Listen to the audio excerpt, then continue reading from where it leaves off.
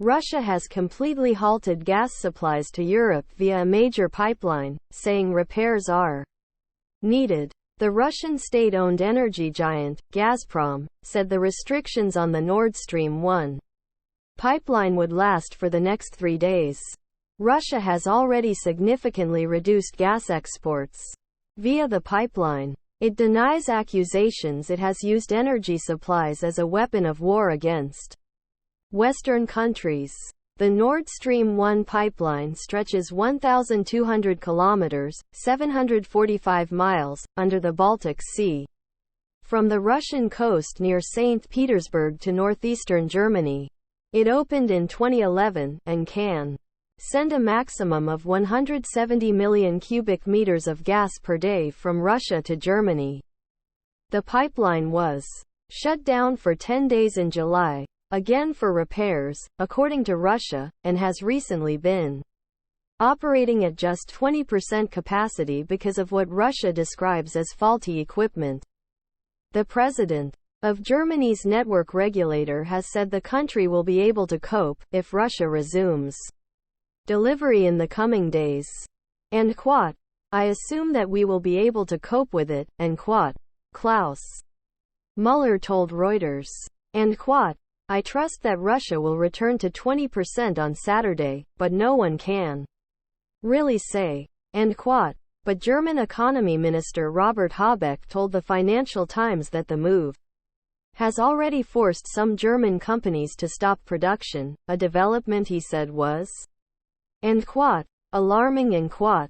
End quote. It's not good news, because it can mean that the industries in question aren't just being restructured but are experiencing a rupture, a structural rupture, one that is happening under enormous pressure, end quote, Mr. Habeck said. European leaders fear Russia could extend the outage in an attempt to drive up gas prices, which have already risen sharply in the past year. However, today's announcement was not expected to impact prices immediately. The UK's main natural gas price was in fact down by more than 15% on markets, as of 1400 British summertime on Wednesday. The steep rise threatens to create a cost of living crisis over the winter months, potentially forcing governments to spend billions to ease the burden.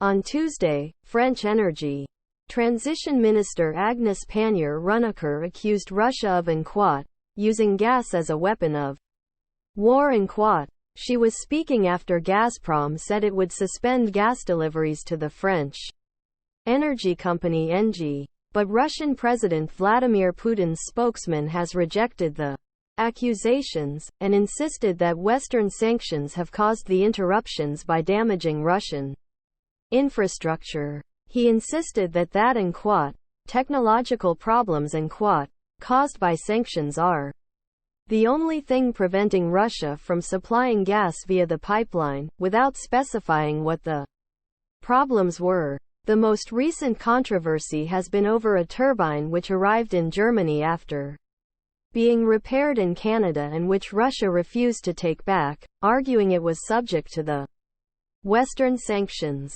Germany, however, denies this.